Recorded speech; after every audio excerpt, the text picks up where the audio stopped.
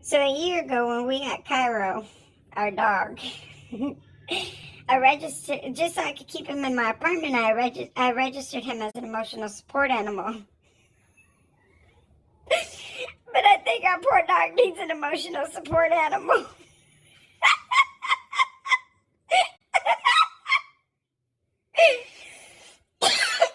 Excuse me, not corona. Anyway, so I bought this spirit stuffy or plushie or whatever you call it.